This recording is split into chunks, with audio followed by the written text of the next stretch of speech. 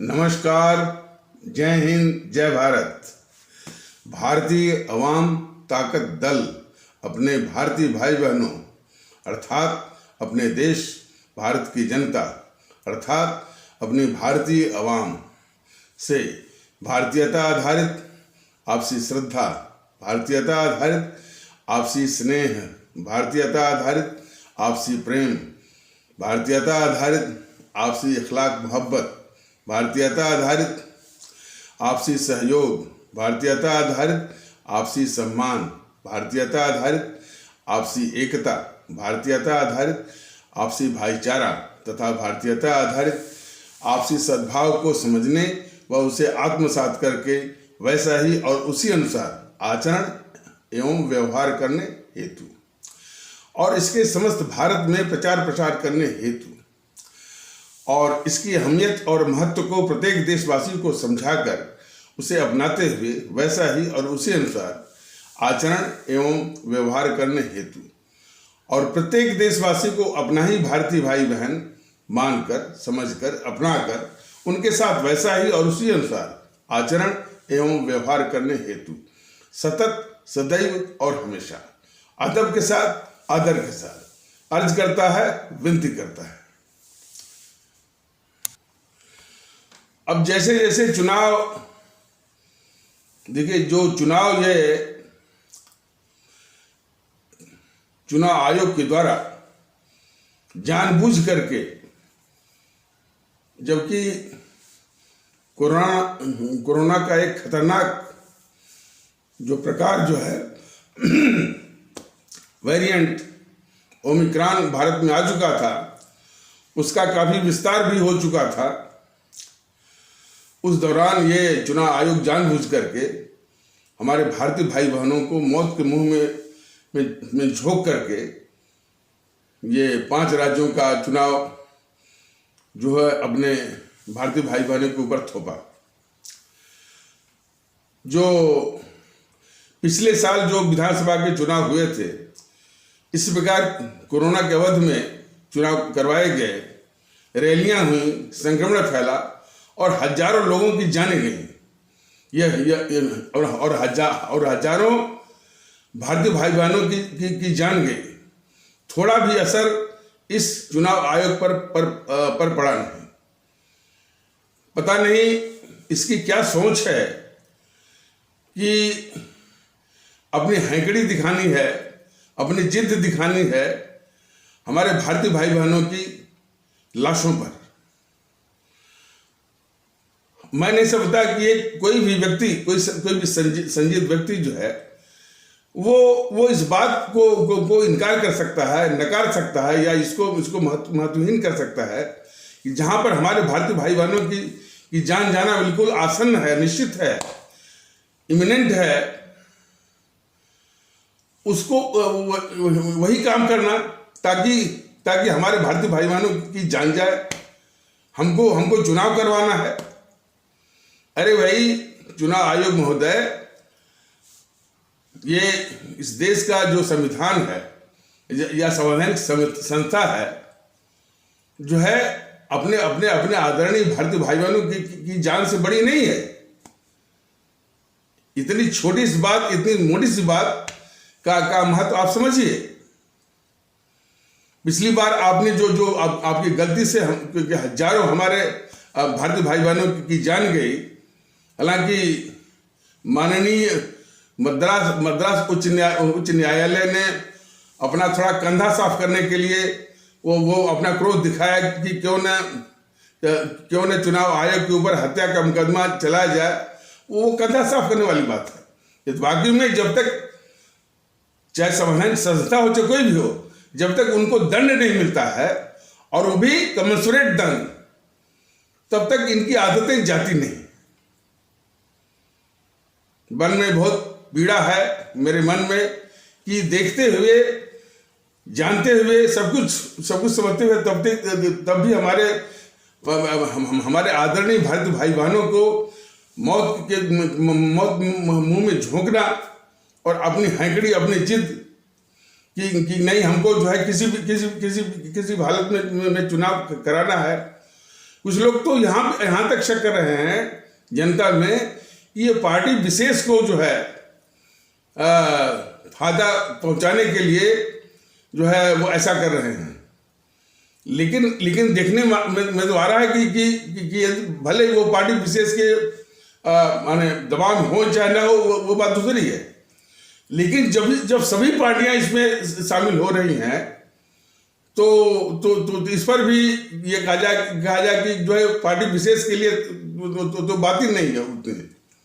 सभी पार्टियां हमारे भारतीय भाई बहनों की लाशों पर माने सत्ता हथियाने की हवस की दौड़ में सभी हैं। ये तो अपने आदरणीय भारतीय अवाम को फैसला करना है कि आपकी लाशों पर सत्ता हथियाने की हवस जो पूरा करना चाहते हैं वो कब जो है आपके हो सकते हैं, इस प्रदेश के हो सकते हैं और इस देश के हो सकते हैं। ये अपने आप में एक बहुत मौलिक सवाल है। इसलिए इनको उचित दंड जो कि ईवीएम मशीन पर आप दे सकते हैं, इनका उचित दंड फिलहाल ईवीएम मशीन पर इनको नस्ब नाबूद करने के लिए सिर्फ नोटा दबाइए और एक होकर के आप सभी लोग भारतीय हैं। ये कितनी भी बात बोले ये बीजेपी वाले जो है समाज विरोधी संगठन है, जो कि ये सिखाता है कि हिंदू के आधार पर सब लोग एक हों और सब लोग एक होकर के जो है वो बीजेपी को वोट करें। सिर्फ जो वो हिंदू एकता की जो है, और इन्हीं को देख करके असदुद्दीन ओवैसी जैसे लोग वो भी कह रहे हैं कि मुस्लिम लोग एक हो, और भी अब इन्हीं को देख करके और जातियों के आधार पर लोग वो एक होकर के उनको सत्ता दिलाएं। ये हमारे समाज को तोड़ करके जो सत्ता की हवस को पूरा करना चाहते हैं। सवाल यही है, वो कभी भी आपके या उत्तर प्रदेश के या किसी और भी प्रदेश के, इस देश के हो नहीं सकते। ये आपके नहीं है, बस सत्ता सिर्फ से आपसे वोट छीनने के लिए। और सबसे सिबत की बात है कि इनके जो अंधभक्त हैं, मोदी के अंधभक्त हैं, योगी के अंधभक्त हैं, अखिलेश के अंधभक्त हैं, और इस प्रकार औरों के जो है वो अंधभक्त हैं और उनके चमचे हैं। उनके अंधभक्तों और चमचों के झांसे में हमारे आदरणीय आम आवाम और आदरणीय और आम भारतीय भाई बहन कदापि न्याय है। और उनसे सवाल पूछें कि ये पूछें कि इस कोरोना के अवधि में लोगों की यानी जान लेने वाला चुनाव में जो है क्यों वोट मांग रहे हो? क्यों नहीं जो है चुनाव को कैंसिल करा करके, चुनाव को रद्द करवा करके लोगों की जान बचाने का काम करो। और इस तरह से जो है समाज में जो है जो विखंडन पैदा करके, जातिवाद का विखंडन, संप्रदायवाद का विखंडन जो है पैदा करके, क्यों हमारा और आपका जो है वोट जो है वो छीन करके सत्ता हथियाना चाहते हो? ये सारे सवाल जो है इनके अंधभक्तों से जरूर करेंगे आप। और भारतीय जनता दल तो बल्कि ये सोच रहा है कि यदि कोरोना में दिल्ली में कोरोना से मौतें शुरू हो गई, यहाँ पर लोगों की जान जा रही है। जब ये रैलियां होंगे, लोग इकट्ठे होंगे, घर घर जाएंगे और चुनाव आयोग चुनाव तो बैठा रहेगा ऊंचे मंच पर, तो लोग जो है रैलियां करेंगे। लोग इकट्ठे होंगे और जो है कोरोना के प्रोटोकॉल का उल्लंघन सरासर होगा और कोरोना फैलेगा। कोरोना के कारण लोग जो है हमारे भारतीय भाई बहनों की जान जाएगी। तो उस हालात में माननीय उच्च न्यायालयगण मुकदमा चलाएं भारतीय वाम ताकत दल ने जरूर सोच रखा है कि यदि हमारे भारतीय भाई बहनों की जान गई उत्तर प्रदेश में, उत्तराखंड में, पंजाब में, गोवा में, मणिपुर में, तो निश्चित तौर पर भारतीय वाम ताकत दल इन सारी पार्टियों को, बीजेपी के जो अध्यक्ष जो है जेपी नड्डा, प्रधानमंत्री मोदी जी और ये अखिलेश यादव और बहुजन समाज पार्टी की जो मायावती, राहुल गांधी, प्रियंका गांधी और चुनाव आयोग पर हत्या का मुकदमा ये चलाएगा। माननीय उच्च न्यायालय जो है वो चलाए, भारतीय वाम ताकत दल इन सभी पर हत्या का मुकदमा चलाएगा, जिसमें कि चुनाव आयोग भी है। चूंकि इसी ने जानते हुए हमारे भारतीय भाई बहनों को मौत के मुंह में झोंका है। तो माननीय उच्च न्यायालयगण आगे आए ना आए, वो भी अक्सर वो दिखावा ही करते हैं और नेम से और नाम मात्र को बात बोलते हैं।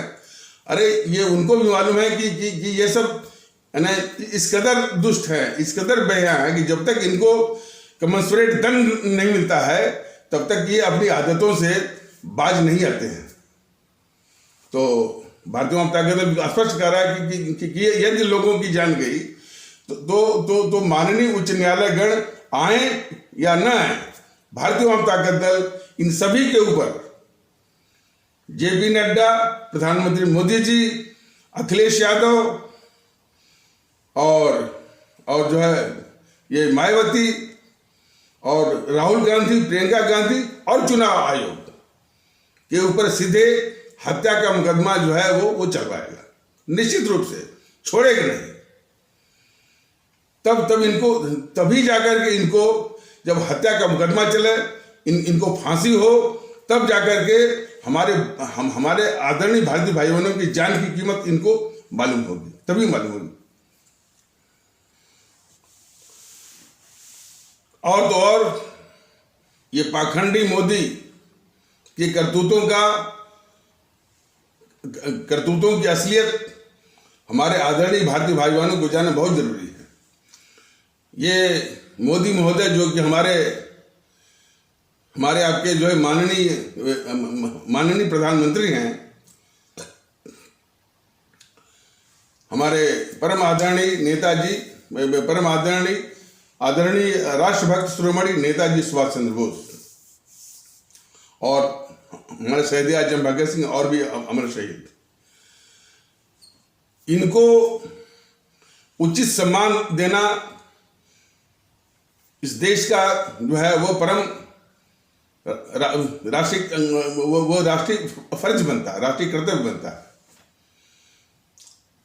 औरों को तो नहीं, सिर्फ हमारे परम आदरणीय नेताजी सुभाष चंद्र बोस को सम्मान देने के बजाय सिर्फ एक फर्जी जो है और फर्ज अदायगी वाला, पाखंडी वाला करके तमगा लूटना चाहते हैं और एक लोगों की भावनाओं से खेलना चाहते हैं।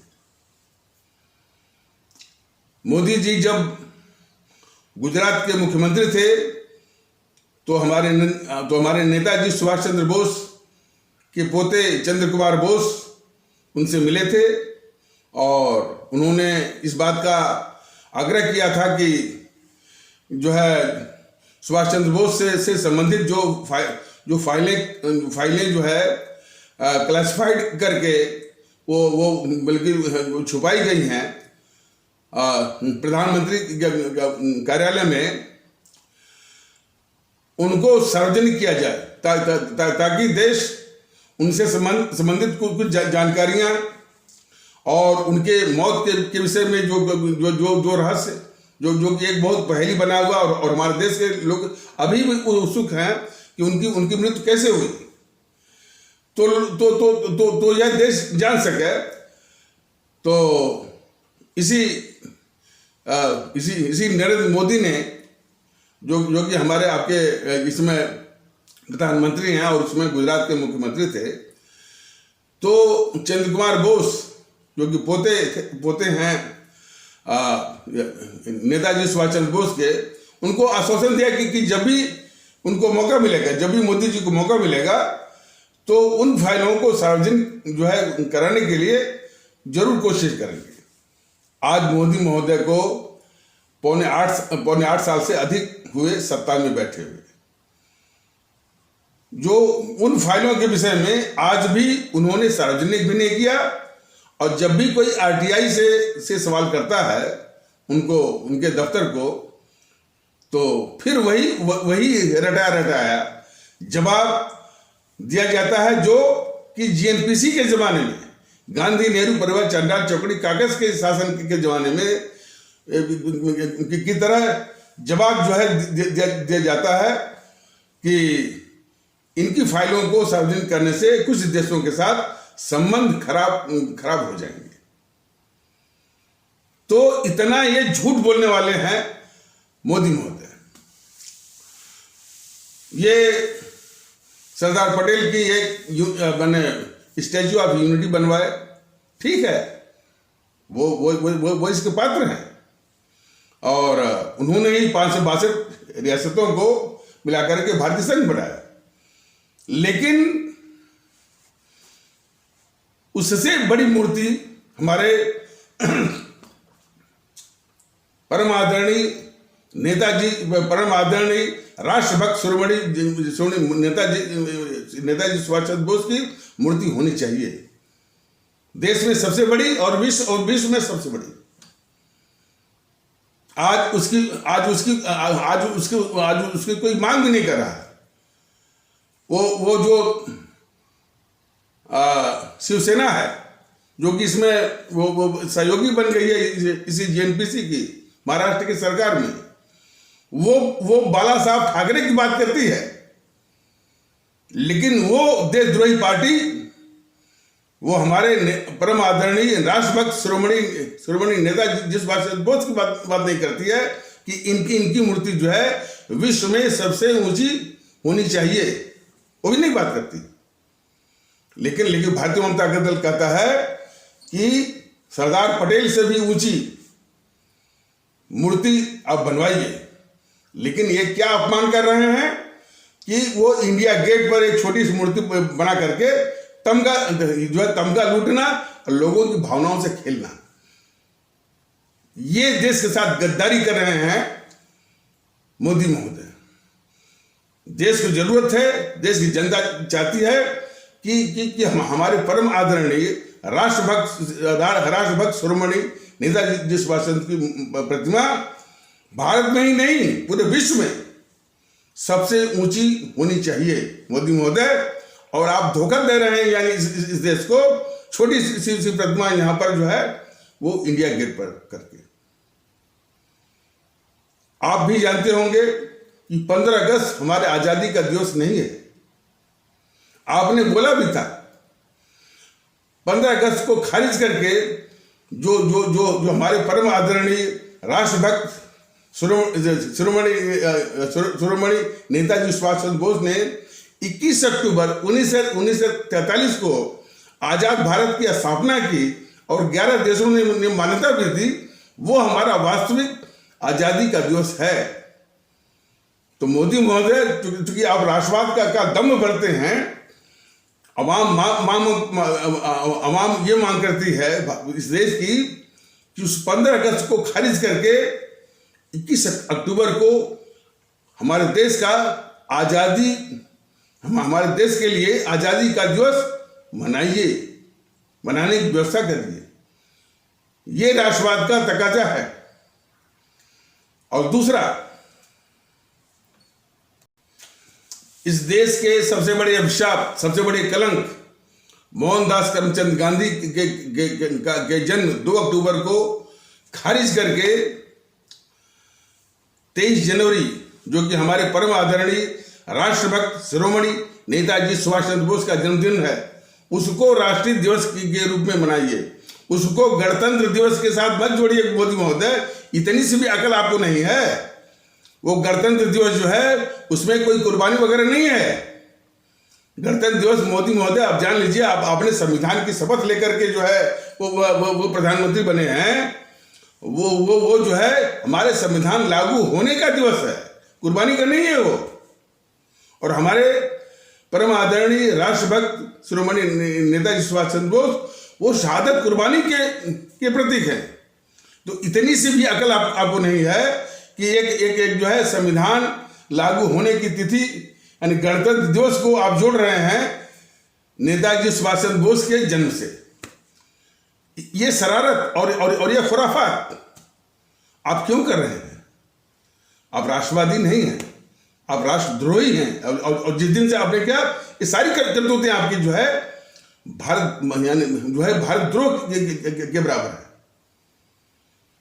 इस देश को जरूरत है कि वो जो कलंक है और बहुत बड़ा अभिशाप है जिसने इस देश को बंटवाया, पाकिस्तान बनवाया, नेहरू को इतने बड़े गद्दार जवाहरलाल नेहरू को सत्ता दिलाई, पूरी कांग्रेस को दबा करके। कांग्रेस चाहती थी सरदार पटेल को के हाथ में सत्ता है, वो प्रधानमंत्री बने। पूरी कांग्रेस को मुट्ठी में लेकर के और सबसे इस्तीफा लेकर के आपने इस देश के सबसे बड़े गद्दार जवाहरलाल नेहरू को अपने जो अंग्रेजों से सत्ता हस्तांतरित करवा करके उसके हाथ में सत्ता सौंपी, जो कि वो नेहरू इस देश के लिए सबसे बड़ा अभिशाप बन गया। चीन को जमीन दे दिया, हमारी सेना को जो है एक सुई तक नहीं बनने दिया। तिब्बत जो है भारत में मिलना चाह रहा था, तिब्बत को नहीं मिलने दिया। नेपाल भारत में मिलना चाह रहा था, नेपाल को भी मिलने नहीं दिया। तमाम देश आ रहे थे, भूटान भी आ रहा था। तो इतने बड़े देश के गद्दार, देश के अभिशाप को आपने इसने मोहनदास करमचंद गांधी ने, वो भी इंग्लैंड के इशारे पर, यह जो है मोहनदास करमचंद गांधी जो है ये अंग्रेजों का दलाल था। यह बात हमारे बाबा साहब अम्बेडकर ने भी उनके मन में जो पीड़ा थी वो कहे थे कि ये मोहनदास करमचंद गांधी जो है डबल डीलर है। इधर जो है वो अपने भारतीय भाई बहनों के सामने जो है वो महात्मा बन करके और आजादी की लड़ाई का मुखौटा पहने हुए, और उधर डील भी करता था अंग्रेजों से। तो अंग्रेजों का बहुत चाहता था, और इसीलिए अंग्रेजों ने उसको जो है वो राय बहादुर की टाइटल भी दी थी। अब वो ले न ले लेकिन दिखावे के रूप में शायद वो दिखाया था कि उसने स्वीकार नहीं किया था। लेकिन अंग्रेज जो है अंग्रेजी सरकार जो है अब अपने चमचों को राय बहादुर और नाइटहुड दो उपाधियां दिया करते थे। तो इस देश के गद्दार मोहनदास करमचंद गांधी को अंग्रेजों ने राय बहादुर की उपाधि दी थी चमचागिरी के एवज में। तो इस इतने बड़े अभिशाप, और अच्छा इसके विषय में और भी चीजें विस्तार से बताने की जरूरत है। ये इस पर पूरे देश में जो है वो देश में चर्चा होने की जरूरत है। और किस प्रकार इन दोनों गद्दारों ने, मोहनदास करमचंद गांधी ने और जो है और इस गद्दार जवाहरलाल नेहरू ने मिलकर के हमारे सुभाष चंद्र बोस को जो है वो माने रास्ते से हटवाया। इसकी भी जो है बहुत बड़ी साजिश है। और उस साजिश का सबसे बड़ा नमूना है कि हमारे सुभाष चंद्र बोस की मृत्यु के बाद ये गद्दार जवाहरलाल नेहरू बराबर नेताजी सुभाष चंद्र बोस के परिवार पर जासूसी करवाता रहा जब तक जिंदा रहा। ये सबसे बड़ा है प्रमाण कि हमारे नेताजी सुभाष चंद्र बोस को मरवाने वाला, रास्ते से हटवाने वाला सिर्फ जो है गद्दार जो जवाहरलाल नेहरू ही था, और मोहनदास करमचंद गांधी की हत्या में भी ये शामिल था, लेकिन उसको बचाने के लिए आरएसएस सामने आ गई। आरएसएस, देखिए आरएसएस भी इस देश की बहुत बड़ी गद्दार पार्टी है। इसे जीएनपीसी को बचाने के लिए हर मौके पर जो है वो आती रहती है। तो मोदी महोदय, आप जानते हैं कि ये जो है ये मोहनदास करमचंद गांधी इस देश का बहुत बड़ा अभिशाप है। 2 अक्टूबर भी उसी प्रकार देश के लिए कलंक है। उस कलंक को मिटा करके 23 जनवरी को ही जो है राष्ट्रीय दिवस के रूप में मनाने के लिए कुछ करिए, व्यवस्था करिए, इसकी आवश्यकता है। उसको गणतंत्र दिवस से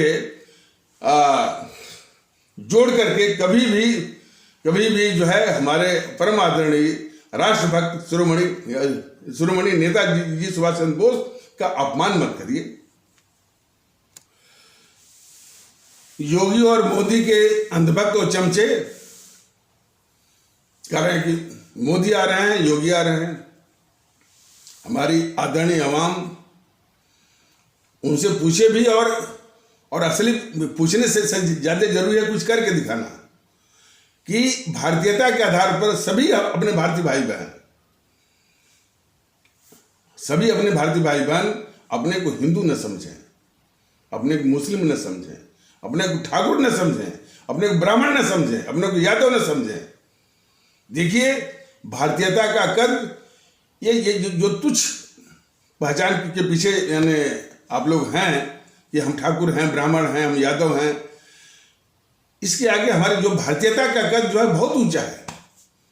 उस कद को प्राप्त करिए। हम ठाकुर के रूप में, ब्राह्मण के रूप में, राजभर के रूप में जाने जाएं, उससे मैंने बहुत ऊंचा कद है हमारे भारतीयता का और भारतीय नागरिक का। तो उस कद में आप अपने को अनुभव करिए। तो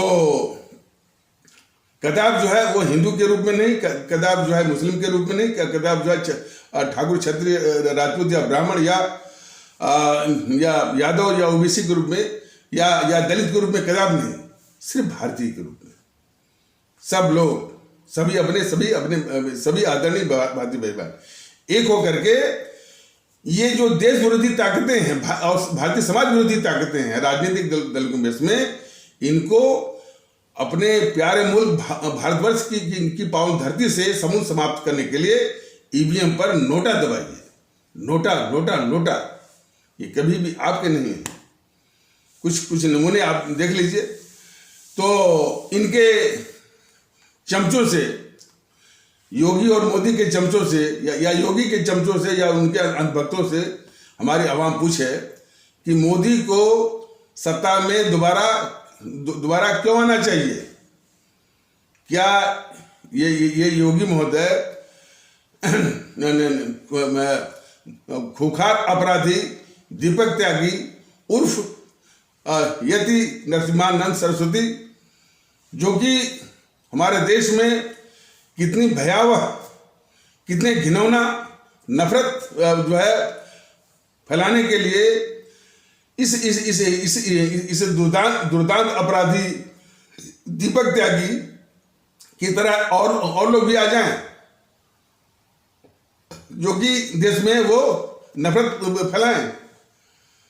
ये सवाल इनसे जरूर पूछिए। और देश को विकास वगैरह बाद में चाहिए, हमारे प्रदेश के लोगों को विकास वगैरह बाद में चाहिए, पहले चाहिए सुख, शांति और सुकून, शांति, सद्भाव। तो हमारा शांति, सुख और सद्भाव को तबाह करके ये हमको लालीपाप दिखाते हैं वो विकास का। तो हरगिज इनकी बातों में मत आइए। और फिर पूछिए कि दीपक त्यागी उर्फ यति नरसिम्हानंद सरस्वती के अलावा पुष्पेंद्र कुलश्रेष्ठ जैसे कई और आ जाएंगे जो कि हमारे इस्लाम आस्था वाले भारतीय भाई बहनों पर आक्रमण करेंगे। क्या जो है वो हिंदू वाहिनी की तरह जो है जाकर हमारे इस्लाम आस्था वाले भारतीय भाई बहनों माने बस्तियों में जाकर के वो गंदी गंदी बातें बोलेंगे कि ये पाकिस्तानी हैं और ये जिहादी हैं और भारत में रहना है तो वंदे मातरम कहना होगा। तो सवाल इस बात का है कि योगी महोदय विकास को दिखा करके इतनी घिनौनी नफरत फैलाने वाली एजेंसियों को पालेंगे। वो योगी इस प्रदेश के अवाम को कबूल नहीं है। और योगी महोदय और क्या करते हैं और घिनौना काम इनका देख लीजिए। जहां जहां इनको कुछ मुसलमानों का, हालांकि मुसलमान शब्द का कहते हुए हमको बड़ी पीड़ा हो रही है, पीड़ा होती भी है, लेकिन योगी जैसे लोगों की खोपड़ी में घुसाने के लिए हमको ये नाम लेना पड़ रहा है। तो जहां जहां ये मुसलमानों के नाम हैं, उन्हीं को बदलने के लिए ये देश के गद्दार योगी जो सामने आ रहे हैं। गद्दार मैं क्यों कर रहा हूं कि इनको नेहरू गद्दार नहीं दिखता है। योगी महोदय को नेहरू गद्दार नहीं दिखता है। सिर्फ जहां मुसलमान शब्द लिखा रहेगा, इलाहाबाद का नाम बदल देंगे और जगह का नाम बदल देंगे। मोदी महोदय ये जब अरुण जेटली का देहांत हुआ था तो अरुण जेटली को सम्मान देने के लिए किसी स्टेडियम का नाम रखना था। इस मोदी महोदय को नेहरू स्टेडियम नहीं दिखा, जहां पर कि इस देश का सबसे बड़ा गद्दार नेहरू का नाम लिखा हुआ है। लेकिन इनको क्योंकि मुसलमानों का नाम लिखा हुआ था, वो फिरोज शाह, उसी का नाम बदला। तो बीजेपी वाले योगी और मोदी जो है इस देश के सबसे बड़े जो है गद्दार हैं। बिल्कुल मैं कह रहा हूं कि सिर्फ जो है एंटी मुस्लिम सेंटिमेंट में इनको नेहरू गद्दार नहीं दिखता है।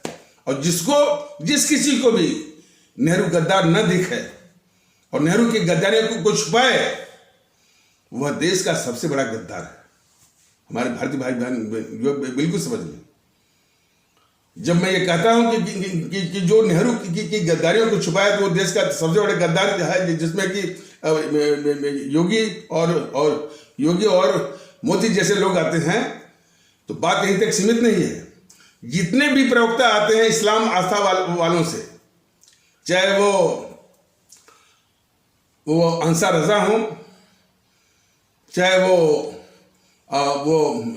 साजिद रसीदी हो, चाहे वो शोएब जमई और भी तमाम हैं, ये जो है एक बार भी नेहरू की गद्दारियों के विषय में नहीं बोलते। मैं फिर से कहता रहा हूं कि जितने भी प्रवक्ता आते हैं हमारे इस्लाम आस्था वाले भारतीय भाई बहनों की ओर से, और जितने भी यूनिवर्सिटी कॉलेजों में जो पढ़ने वाले हैं, पढ़ाने वाले हैं, वो नेहरू की गद्दारी के विषय में एक शब्द नहीं बोलते हैं। वो सभी इस योगी और मोदी की तरह देश के गद्दार हैं।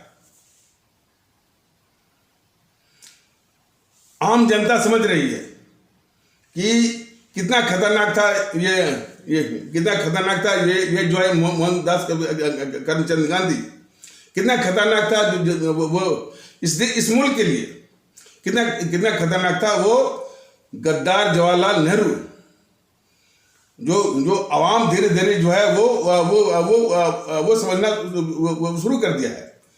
लेकिन जो है योगी को नेहरू गद्दार नहीं दिखता है। मोदी को मोदी को नेहरू और ये मोहनदास करमचंद गांधी गद्दार नहीं दिखते।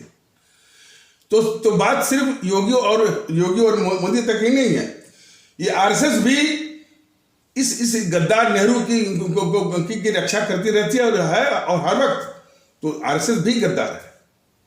जितने भी ये इस्लाम आस्था वाले भारतीय भाई बहनों के तबके के जितने भी प्रवक्ता हैं, और जितने भी इनके यूनिवर्सिटीज में, चाहे आपका वो जामिया मिलिया हो, चाहे अलीगढ़ हो, चाहे नदवा हो, चाहे उस्मानिया हो, इसमें कोई भी शख्स जो है, कोई भी स्कॉलर कोई भी स्टूडेंट, कोई भी लेक्चर प्रोफेसर वो नेहरू की गद्दारियों के विषय में नहीं बोलते।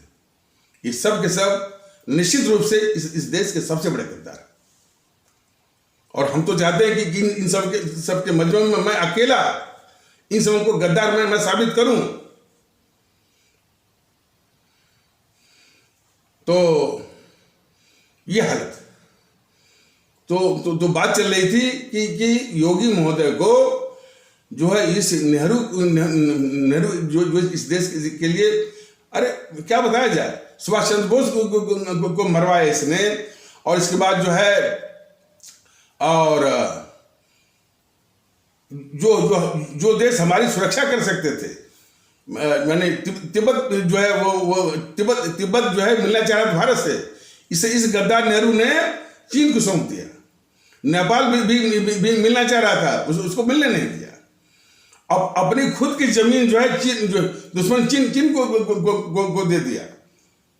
और इसके बाद इस नेहरू के बाद जितने भी जेएनपीसी वाले आए, चाहे गद्दार इंदिरा गांधी आई, वो आई, और सीमाओं पर सीमाओं पर जो है माने अपनी सेना की सहूलियत के लिए सीमाओं पर सड़क तक इन सबों ने नहीं बनवाया।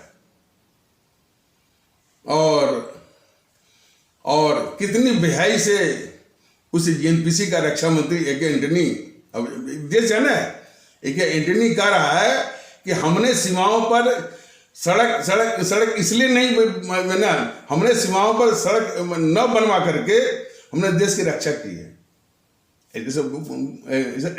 ऐसा बोला था। और सबसे बड़ी गद्दारी तो है कि अभी भी राहुल गांधी को की बातों को लेकर के अभी मैं देख रहा था, ये मनीष कुमार और वो जो अभी भी उनको महत्व क्यों दे रहे हैं, जो लोग अभी भी राहुल गांधी को महत्व दे रहे हैं वह भी देश के बहुत बड़े गद्दार हैं। चाहे यूट्यूब पर जो है इसको इस गद्दार राहुल गांधी को बिल्कुल महत्व नहीं देना है। डोकलाम के मुद्दे पर भी सिद्ध हो गया था कि राहुल गांधी सबसे बड़ा गद्दार है। इस राहुल गांधी ने चीन की कम्युनिस्ट पार्टी से समझौता करके उसे $800 मिलियन का रिश्वत जो है राजीव गांधी फाउंडेशन के जरिए लिया है इसने। और अब हम हमारे दुश्मन चीन की कम्युनिस्ट पार्टी से जो है समझौता किया है।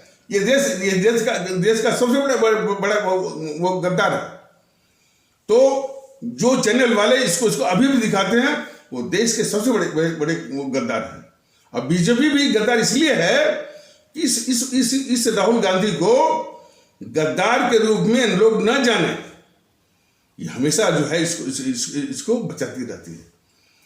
बीजेपी की गद्दारी को हमारे देश के लोग समझे। इस योगी को भूल जाइए, ये गद्दारों को बचाने वाले कुनबे के एक जो है वो सदस्य हैं, योगी महोदय योगी महोदय और मोदी महोदय। बीजेपी की देश के खिलाफ गद्दारियों को हमारी आदरणीय अवाम, हमारी आदरणीय भारतीय अवाम, हमारे आदरणीय भारतीय भाई बहन जरूर बहुत गौर से देखें, गौर से समझें कि जो कन्हैया कुमार जो सरेआम, लुके छुपे नहीं, छिप करके नहीं, सरेआम जेएनयू के प्रांगण से नारा लगवाता है कि भारत तेरे टुकड़े हों और भारत की बर्बादी तक जंग जारी रहेगी, उसको ये गद्दार बीजेपी वाले कहते हैं कि ये गद्दार नहीं है, ये टुकड़े गैंग का है। जरा देखिए कि ये कितने बड़े गद्दार हैं, देश के गद्दार, और अपने को क्या बोलते हैं, राष्ट्रवादी बोलते हैं। और इतने बड़े गद्दार राहुल गांधी को देश गद्दार के रूप में न जाने और न कहे, इसके लिए कहते हैं कि भाई इसको सिर्फ पप्पू ही मानो और पप्पू के रूप में आनंद उठाते रहो। तमाम यूट्यूब पर तमाम कहानियां जो है इसके मैंने बीजेपी के सिपा सालार जो है यूट्यूबर जो है तमाम जो है पप्पू के रूप में लोग आनंद उठा करके वहीं तक अपनी बौद्धिक सीमा बना दें और इसको गद्दार के रूप में न समझें। ये साजिश जो है बीजेपी की है। अब तो हमारे आदरणीय भारतीय भाई बहन बहुत आसानी से समझे कि कितनी बड़ी गद्दार है ये आपकी बीजेपी, और कितने खतरनाक हैं ये अखिलेश यादव और उनकी समाजवादी पार्टी। समाजवादी पार्टी योगी जी के शासनकाल में लगभग वो मर चुकी थी। उनको जिंदा करने वाले ये देश विरोधी हमारे योगी महोदय ने उस मरी हुई समाजवादी पार्टी को जिंदा कर दिया। और समाजवादी पार्टी जो है वो गुंडागर्दी की पर्यायवाची है। समाजवादी पार्टी मतलब गुंडागर्दी। देखिए ये शब्द थोड़ा बहुत है जो मैं कह रहा हूं, ये सब दिखावे के लिए सिर्फ चुनाव के वक्त ये बीजेपी वाले बोलेंगे। और इन समों की देखें, इन समों की बिल्कुल मिली भगत है। ये अखिलेश यादव सिर्फ बोलते भर रहे हैं, लेकिन पूरी मिली भगत है बीजेपी वालों के साथ। इनकी पूरी जो है बीजेपी की पूरी मिली भगत है। अरे भाई पूरा उनका परिवार जो है वो टूट के आ रहा है। मुलायम सिंह यादव जो तारीफी करते हैं इनकी, मोदी महोदय की, और तमाम उनके परिवार के टूट के चले आ रहे हैं बीजेपी में। और बीजेपी सर उनको जो है वो शामिल भी कर रही है। तो इसमें भी कोई शक नहीं है कि ये समाजवादी पार्टी सिर्फ सत्ता हथियाने के लिए इस तरह का नाटक, इस तरह का स्वांग भर रही है। लेकिन वो भी इस बीजेपी से मिली हुई है।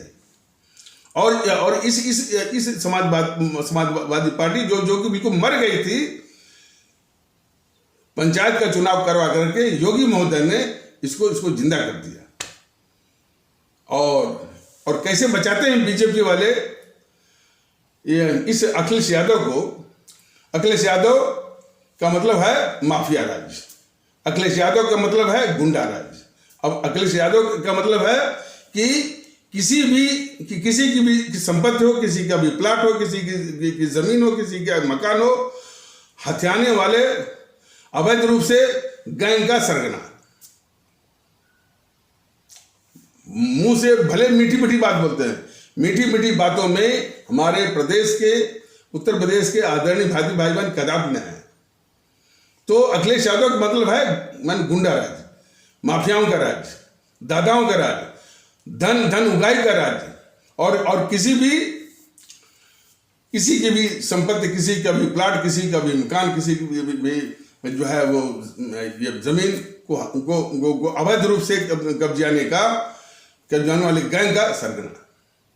और शिक्षा के क्षेत्र में नकल आदि करा करके फर्जी टीचर, फर्जी जो है वो डिग्री, और इसके बाद रोजगार के नाम पर सिर्फ बेरोजगारी भत्ता देना, और या वो धोखा देकर के लोगों से 5-5 लाख रुपया लेकर के पुलिस में भर्ती के नाम पर जो है धन उगाही करना, और जो है एक फर्जी किस्म का स्टे ला देना कि भाई कि अब तो इस पर स्टे हो गया है, अब इस पर कुछ नहीं हो सकता। वो भी जब 5-5 लाख रुपया पुलिस भर्ती के नाम पर धन उगाही करने के बाद, ये इनका है। और जो भ्रष्टाचार तो है ही, ये जो पीयूष जैन के यहाँ या और पुष्पराज जैन के यहाँ जो काला धन मिला है, तो क्या ये वो जो है पीयूष जैन का वो पैसा है?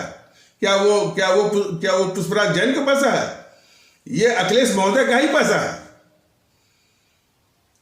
तो देश को कम से कम अपनी आवाम को बचाने के लिए इसका खुलासा करने के बजाय ये बीजेपी वाले क्या कहते हैं?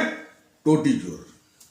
बताइए, टोटी चोर कहते ही सारा कुछ जो है इनका जो काला जो चेहरा है, काली जो फितरत है अखिलेश महोदय की और उनकी पार्टी की, सब वो छुप जाता है।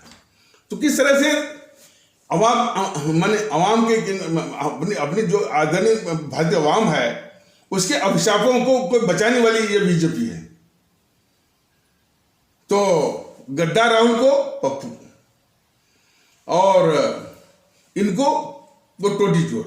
और जो नारा जो जो लगवाता है कि भारत तेरे टुकड़े होंगे और भारत की बर्बादी तक जंग जारी रहेगी, इतने खतरनाक गद्दार को ये कहते हैं टुकड़े टुकड़े के। इस प्रकार की तमाम मिसालें हैं कि कैसे ये गद्दार बीजेपी देश के गद्दारों को बचाती है। हमारे आदरणीय भारतीय भाई बहनों, हमारी आदरणीय भारतीय आवाम, आपको ये बताना बहुत जरूरी है कि जब से ये 2.5 साल से इस जेएनपीसी के असली चेहरा, असली फितरत, इसकी गद्दारी का, भारत विरोधी जो वो चरित्र का, इसकी करतूतों का असलियत जो है अपनी आदरणीय भारतीय आवाम के सामने वो सामने इस कम से कम इस यूट्यूब के पैगाम के माध्यम से रखा जा रहा है। जागृति हो रही है, लोग जागरूक हो रहे हैं, लोग अवगत हो रहे हैं। तो इस जेएनपीसी के कई नेताओं के द्वारा इस तरह से, देखिए भाई, जो ये कह रहा हूं कोई किसी पब्लिसिटी या स्टंट के लिए बिल्कुल नहीं, मैं पूरे यकीन के साथ कह रहा हूं। आप यकीन करें या ना करें, ये आपका पूरा अधिकार है, लेकिन जो तथ्य है मैं उसको रख रहा हूं। और समझ लीजिए, ये भी कहना चाहता हूं कि किसी पब्लिसिटी या स्टंट के लिए नहीं, जैसे और नेता या मोदी जी की हत्या हो रही है, फलाने हो रहा है, ढिकाने हो रहा है, और ये सब बातें उससे दूर। तो ये बराबर, और एक बात बराबर जो है जेएनपीसी के नेताओं से धमकी मिलती है कि हम इन यूट्यूब वाले सर को देख लेंगे, चुनाव के बाद देख लेंगे। बीजेपी के भी जो सिखाए पढ़ाए आते हैं वो भी धमकी देते हैं कि बस ये चुनाव बीत जाए तो हम जो है तो हम लोग जो है यूट्यूब वाले सर को देख लेंगे। अब आगे इस समाजवादी पार्टी का एक प्रवक्ता है, वो अनुराग भदौरिया, देखिए ये सारी बातें देखिए जान लीजिए जो मैं बता रहा हूं, क्योंकि ये झूठ और अफवाह बोलने में बहुत माहिर हैं, ये झूठ बोल सकते हैं, लेकिन हमारे आदरणीय भारतीय भाई बहनों यकीन मानिए कि ऐसा सब कहते रहते हैं। और समाजवादी पार्टी का जो एक प्रवक्ता है वो अनुराग भदौरिया, वो भी बस यही कह रहा है कि बस ये चुनाव बीत जाए, फिर बस जो है यानी यूट्यूब वाले सर को हम देखते हैं। इस तरह की धमकियां जो मिल रही हैं। और ये जो समाजवादी पार्टी के गुंडे जो है वो कह रहे हैं कि जब से ये चुनाव के कारण जब से प्रशासन जो है मोदी जी के हाथ से निकल करके जो है वो चुनाव आयोग के हाथ में आया है, तभी से इन सबों की गुंडागर्दी जो है चालू हो गई समाजवादियों की। और इसके लिए साथ ये सुना गया कि कोई जो है सुप्रीम कोर्ट भी गया है याचिका लेकर के कि सब अभी से इनके हाथ ये गुंडागर्दी शुरू हो गई। तो वो कह रहे हैं कि अब जो है अब हम जो है सभा के गुंडे कह रहे हैं कि अब हम जो है वो खुली में सांस ले रहे हैं, और जो है अब हम अपनी कार्रवाइयों को अंजाम देंगे। और जब इनका शासन हो जाएगा तो ये हमारे आम आवाम का क्या करेंगे और क्या करते रहे हैं। हर थानों पर एक एमएलए जो है एक थाना पकड़ लेता था और अपने विरोधियों को जो है उनसे अपने दुश्मनी जो है वो निकलवाता था। ये चरित्र इनका, ये समाजवादी हो ही नहीं सकते और लोहियावादी हो ही नहीं सकते। कुछ हमारे यादव कहे जाने वाले भारतीय भाई बहन इनके भ्रमजाल में फंसे हुए हैं। वो कभी भी वो आपका नहीं हो सकते। उनमें भी काफी शिकायत है कि जो मैनपुरी इटावा के आसपास के लोगों का ही भला करते हैं। बाकी हमारे जो है यादव कहे जाने वाले भारतीय भाई बहनों को हमेशा जो है वो छोड़ते रहते हैं। और यदि इटावा मैनपुरी के हमारे यादव कहे जाने वाले जो हमारे भारतीय भाई बहन हैं उनसे यदि पूछा जाए क्या साहब वो हमारा भी भला नहीं करते हैं, वो जो इनका परिवार है इटावा में उसी का भला करते हैं।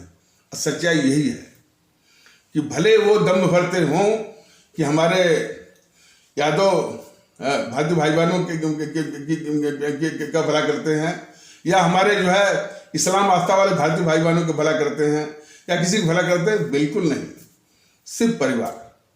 और यही हालत जो है अन्य जो पार्टियां हैं, बहुजन वो नाम रखी है बहुजन समाज पार्टी, बहुजन तो है ही नहीं, सिर्फ उनका परिवार। हाँ, वोट के लिए जरूर जो है वो तमाम जो है इस तरह से लोगों को फंसाए हुए हैं। और मायावती क्या बात करेंगे? बाबा साहब के नाम पर जो है वो पार्टी चलाती है। बाबा साहब कह रहे हैं कि भाई देश में समरसता होनी चाहिए और पूरा एक जो है जातहीन समाज होना चाहिए, और ये लेके आती है कि तिलक तराजू और तलवार उनको मारो जूते चार। बताइए, और जब उसने देखा कि तिलक तराजू और तलवार उनको मारे जूते चार से सत्ता नहीं मिल सकती, तब वो एक चमचा जो है वो पकड़ के लाती है उसको सतीश मिश्रा को कि हमारे ब्राह्मण कहे जाने वाले भारतीय भाई बहनों को मिलाओ। तो ये कभी भी वो अवाम के अच्छा, और उससे भी बड़ी बात, उससे भी जो खतरनाक बात यह है कि बाबा साहब ने कहा था कि जो हमारे इस तबके के साथ जो है हजारों हजार साल तक एक अन्याय का एक बहुत बड़ा घाव मिला है, शोषण का एक बहुत घाव मिला है, उस घाव पर जो है मरहम लगाने की जरूरत है। भारतीय जनता दल ने उसी बात को दोहराया है। वो घाव का पहला मरहम है कि उनको सम्मान दिया जाए।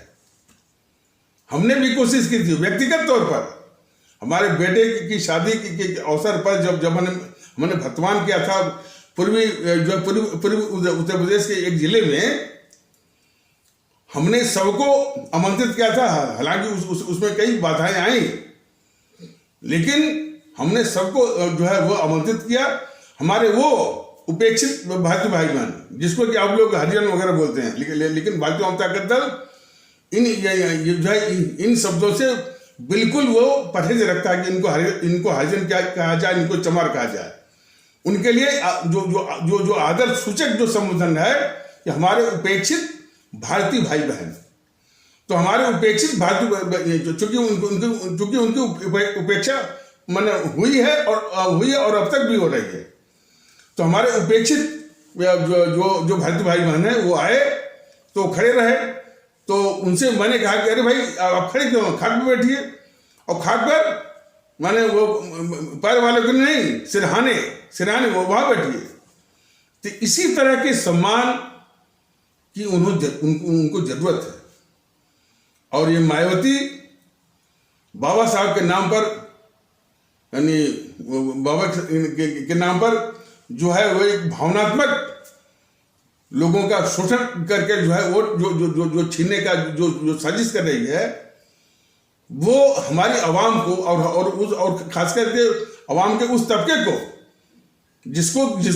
जो सम्मान का भूखा है, उसको ये क्या सम्मान देगी, जबकि उसी आवाम के द्वारा चुने हुए हमारे विधायक, चुने हुए सांसदों तक को वो सम्मान देने के लिए तैयार नहीं है।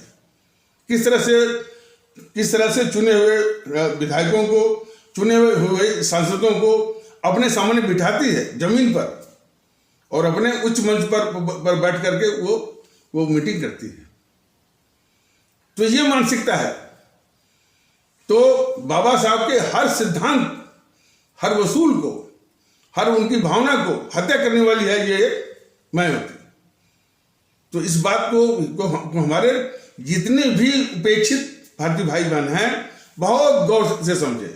भारतीय जनता दल उनको सबसे पहले सम्मान देने की बात करता है, और व्यक्तिगत रूप से मैंने भी उनको जो है जो कुछ भी हमसे बन पड़ा, हम जो है मैंने उनको सम्मान देने की कोशिश की, और उसी से अनुभव हुआ, उसी से मेरा विश्वास का भी माने मजबूत हुआ, दृढ़ हुआ कि नहीं, हमारे भारतीय समाज के इस तबके को सम्मान दिया जाना परम आवश्यक है, बहुत जरूरी है। उनमें एहसास आया था कि भाई हाँ पूरा समाज हमको सम्मान दे रहा है, और जो संविधान बना है कि भाई सभी लोग बराबर हैं, सब लोग भारतीय नागरिक हैं, वो चीज जो है वास्तव में वो चीज जो है लाई जा रही है। तो भारतीय वाम ताकत दल का हमारे सभी आदरणीय भारतीय भाई बहनों से यह नम्र निवेदन है कि हमारे उन उपेक्षित भारतीय भाई बहनों को अपनापन का सम्मान, अपने बराबरी का सम्मान जरूर दें, ये बहुत जरूरी है। तो ये मायावती क्या देगी? तो अनुराग भदौरिया ने जो धमकी दी है कि चुनाव बाद वो जो है वो देख लेगा, और फिर ये बीजेपी वालों ने भी कहा था कि बीजेपी वालों ने भी धमकी दी है कि चुनाव बाद जो है हम यूट्यूब वाले सर को देख लेंगे। और जेएनपीसी के तो कई नेता जो है वो बोल चुके हैं कि अभी पानी सर से ऊपर निकल गया है, अब इनको देख लेंगे। देखिए, इस संबंध में भारतीय वाम ताकत दल मेरा पर्सनल ये कहना है कि ये खूंखार किस्म के माने अपराधी हैं, और कई जो है इनके पास दादा माफिया और गुंडे हैं, सब हैं, और ऐसा वो करा भी सकते हैं, और खास करके जब इनको सत्ता मिल जाएगी तो वो करा भी सकते हैं। लेकिन इससे हमारे प्रयास पर यानी कोई फर्क नहीं पड़ेगा। मेरी जान रहे या जाए उससे यानी कोई फर्क, जब तक मैं रहूंगा अपने सभी आदरणीय भारतीय भाई बहनों को भारतीयता के आधार पर जगाने के लिए जो है अंतिम सांस तक जो है हम वो प्रयास करते रहेंगे। तो हाँ, लेकिन इतना ही बस इनको इतना ही जानिए कि ये हमारे शहीद आजम भगत सिंह के द्वारा बताए हुए ये सबसे खतरनाक किस्म के काले अंग्रेज हैं। इन काले अंग्रेजों को पहचानिए जो भारतीय समाज को तोड़ना चाहता है, और आपको तरह तरह के बने वो नाटकों से कि मुफ्त बिजली ले लो, मुफ्त पानी ले लो, मुफ्त स्कूटी ले लो, लैपटॉप ले लो, सिर्फ आपको मानसिक रूप से गुलाम बना करके आपके सोचने की सब शक्ति और क्षमता को हर करके छीन करके आपसे वोट जो है वो छीनने की इनकी साजिश है। तो कभी भी ये आपके हो नहीं सकते। इसलिए जरूरत इस बात की है कि भारतीयता के आधार पर एक होइए। हमारा ये विनम्र निवेदन है अपने सभी आदरणीय भारतीय भाई बहनों से कि आप कदाप अपने को हिंदू मत समझिए, कदाप अपने को आप जो है कदाप अपने को आप मुस्लिम मत समझिए, कदाप अपने को यादव मत समझिए। आपका जो कद ऊंचा है सिर्फ भारतीयता का है, वो समझिए, उसमें व्यवहार करिए, एक होइए, और ईवीएम मशीन पर नोटा और नोटा का प्रतिशत 80-90 से ऊपर ले जाइए। इसलिए कि यदि चुनाव आयोग कुछ तिकड़म भी करता है, हो सकता है तिकड़म भी बहुत है, तिकड़म करता है इस मशीन वगैरह में, तब भी वो ये अच्छे खासे जो है वो प्रतिशत में वो रिफ्लेक्ट हो। तो ये आवश्यक है। वो YouTube पर ये देखा गया कि ममता बनर्जी कह रही है कि बीजेपी को हराना जरूरी है यूपी में, और हम जो है इसका समाजवादी पार्टी का साथ देंगे, और हमारी एक इकाई एक यूनिट जो है वो उसमें पड़ी हुई है इस पर मैंने यूपी में, और वो जो है अखिलेश यादव की मदद कर रही है। सवाल इस बात का है कि मदद की बात ही छोड़ दीजिए। यदि ये समाजवादी पार्टी सत्ता में आ गई तो ये खुद ब खुद जो है दूसरी ममता बनर्जी बन जाएगी। हमारे उत्तर प्रदेश के लोग समझें कि ये दूसरा जो है ये पश्चिम बंगाल ये बना देंगे अखिलेश यादव। पश्चिम बंगाल में क्या है, पूरा गुंडों का राज्य है, माफियाओं का राज्य है। कोई जो है यानी टीएमसी के गुंडों के आगे कोई बोल नहीं सकता। चुनाव आयोग को ठेंगा दिखा करके, चाहे वो पंचायत का चुनाव हो, चाहे वो विधानसभा का चुनाव हो, चाहे लोकसभा का चुनाव हो, चुनाव आयोग को ठेंगा दिखा करके गुंडों के बल पर जो है किसी को जो है वो जीतने नहीं देगी, और कई लोगों को तो जो है नामांकन ही नहीं करने वो देती है। तो वही राज्य जो है स्थापित हो जाएगा पश्चिम बंगाल की टीएमसी वाला। न कोई नामांकन कर पाएगा और न कोई जीत पाएगा जो है इस चुनाव आयोग को ठेंगा दिखा करके। तो यदि उत्तर प्रदेश में टीएमसी ममता बनर्जी का गुंडा राज, माफिया राज वो उत्तर प्रदेश में लाने से बचना चाहते हैं, तो निश्चित तौर पर बीजेपी के साथ और जो है इस समाजवादी पार्टी को नष्ट में नाबूद करिए।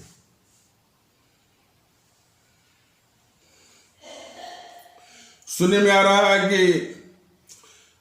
ये जेएनपीसी के कई उम्मीदवारों ने टिकट लेकर के फिर वो लड़ने से वो इनकार कर दिया, और फिर उनका भी यही कहना था कि हम जो है लोगों की जान को जोखिम में डाल करके हम उस साजिश का, लोगों की जान लेने वाली साजिश का हिस्सा नहीं बन सकते। हालांकि उसके विरोध में भी जो चर्चा किस्म के हैं कि भाई चूंकि हार रहे हैं, बस एक ही तर्क है, चूंकि हार रहे हैं मतलब कि लोगों की जान जोखिम में डाल करके लोगों की लाशों पर जो सत्ता हथियाने की दौड़ में है, वो यही कह रहे हैं कि भाई चूंकि हार रहे हैं इसीलिए जो है इनका वक्तव्य है। लेकिन कम से कम किसी भी प्रकार से उनका विचार तो आया, और उनकी वो पीड़ा तो आई कि भाई लोगों की जान जो है बचाना जो है अधिक जरूरी है। लोगों की इसमें जान जा सकती है, और जो है कई वैज्ञानिक की रिपोर्ट भी आ गई है कि यह अन्य जो है इसकी जो किस्में थी इसकी कोविड-19 की, कोविड-19 की, उससे से अधिक ये खतरनाक ये वेरिएंट है। और दिल्ली में तो मौतें जो है वो शुरू हो गई।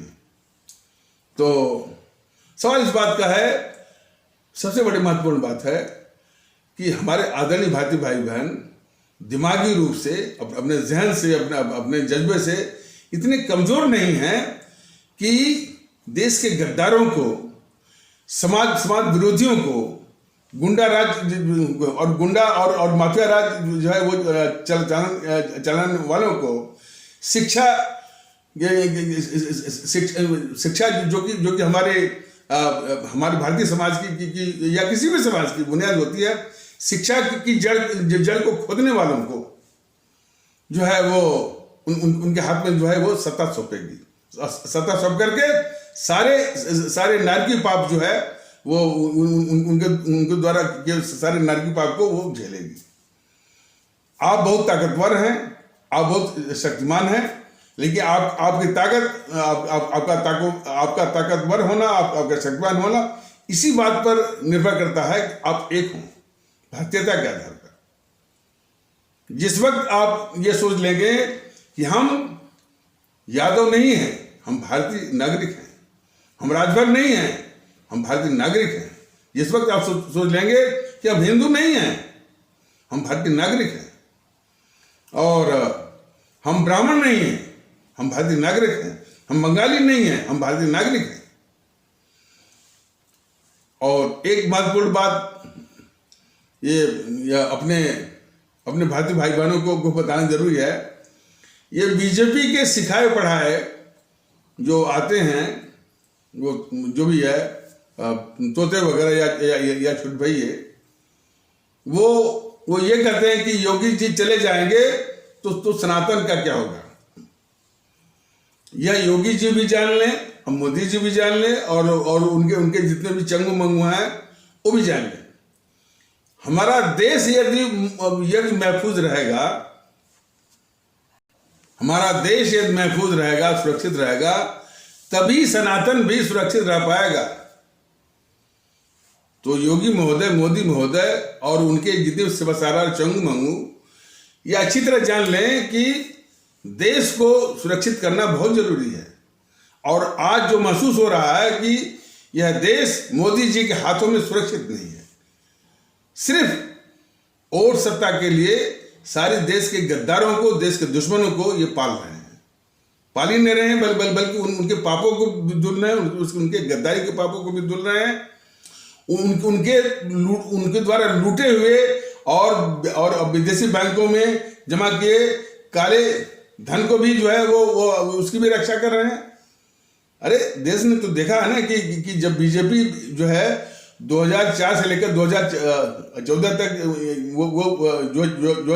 जो यानी विपक्ष में थी, और जितने भी घोटाले हुए, 2G स्पेक्ट्रम, आदर्श सोसाइटी, कॉमनवेल्थ गेम्स या राष्ट्रमंडल खेल या CWG जिसे कहते हैं, आदर्श सोसाइटी, इसरो जो है, पनडुब्बी,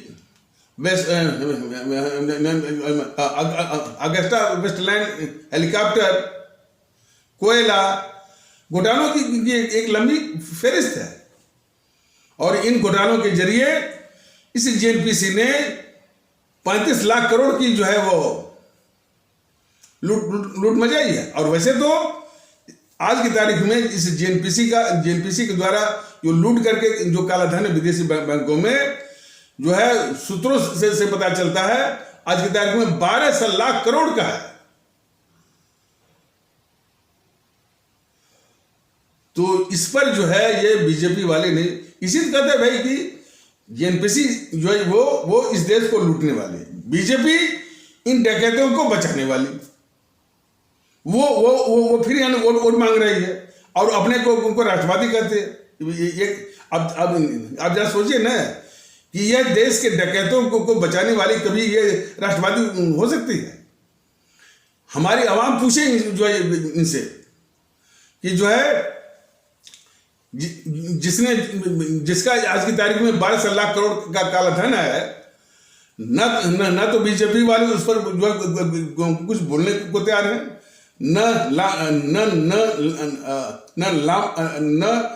नाम लेने को तैयार है, और जो बिल्कुल हाल का जितने बिल्कुल जबकि ये JNPC अपने JNPC के शासनकाल के जितने भी ये घोटाले हैं जो अभी बोला गया है, 2G, CWG, आदर्श सोसाइटी, पनडुब्बी और हेलीकॉप्टर, कोयला, इसरो घोटालों, जिसके लिए बीजेपी जब वो विपक्ष में थी, महीनों इसने संसद को बंद भी करवाया था। आज सारे घोटाले मोदी जी निकल गए और इस पर एक शब्द तक नहीं बोलते हैं, बीजेपी वाले एक शब्द तक नहीं बोलते हैं। तो यही तो गद्दारी है बीजेपी की।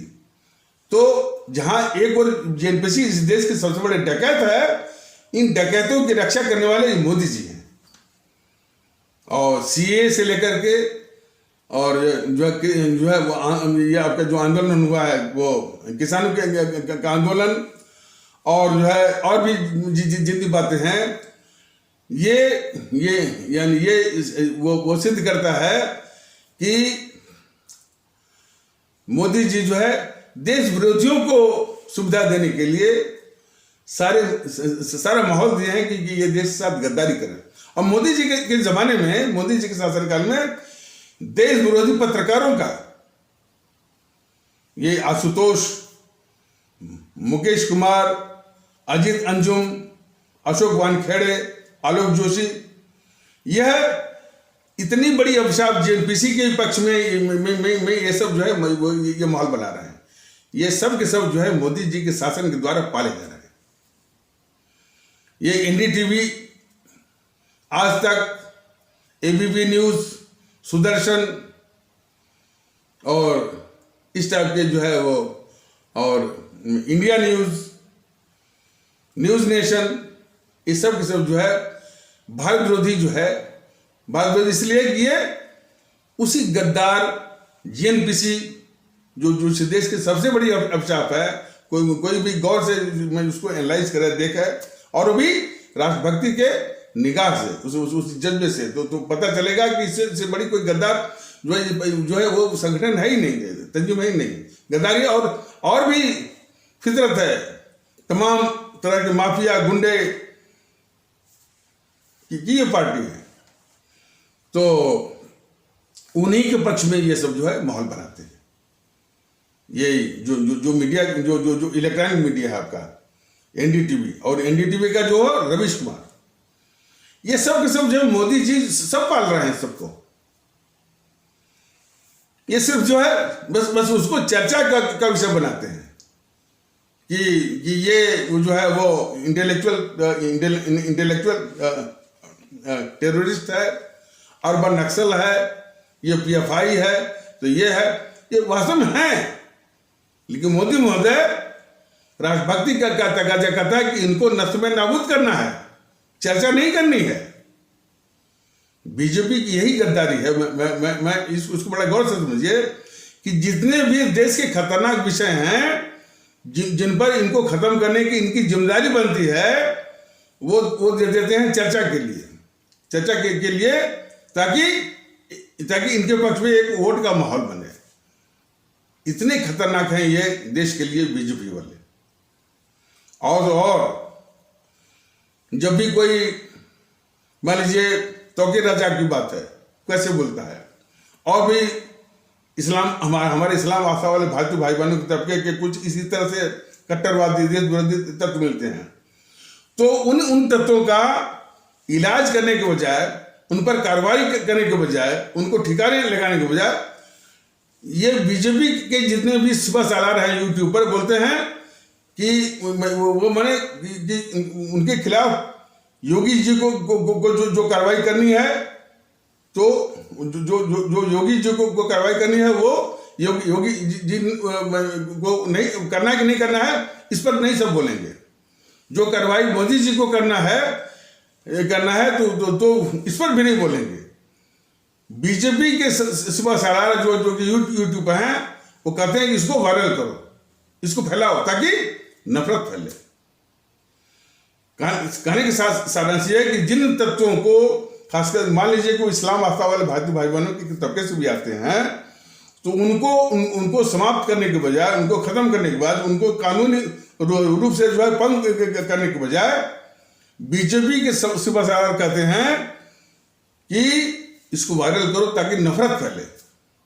तो हर तरह से बीजेपी जो है इस देश की बहुत बड़ी अभिशाप है, बहुत बड़ी खतरनाक है। लेकिन भारतीय भाई बहनों, आपको मौका मिला है, एक तो एक होकर के अपनी एकता का एहसास आप करवाइए, और एक होकर के ईवीएम मशीन पर सिर्फ नोटा आप दबाइए। भारतीय अवाम ताकत दल तो अपने संगठन का नाम ही रख लिया है, भारत के अवाम की ताकत, भारतीय अवाम ताकत दल इसीलिए रखा है कि अपने भारत के अवाम को ताकतवर बनाना है, लेकिन एक करके, लेकिन ये आपको विखंडित करके और लालच देकर के, यानी और लालच देकर के मुफ्तखोरी की, यानी वो गलत आदतें डाल करके आपको ये कमजोर से कमजोर बनाना चाहते हैं, और कमजोरी की हालत में ही जो है ये आपसे ये वोट छीन सकते हैं। तो इतनी खतरनाक भारतीय समाज विरोधी, भारत विरोधी ताकतों को नष्ट में नाबूद करने का, और हमारे आदरणीय वो शहीद आजम भगत सिंह के आदेश का वो पालन करना है, इनको समाप्त करना है, ईवीएम मशीन पर शून्य करना है, नोटा प्रतिशत 90 के आसपास। तो इन्हीं आवश्यक शब्दों के साथ इस आवश्यक परिचर्चा को यहीं पर विराम दिया जाता है।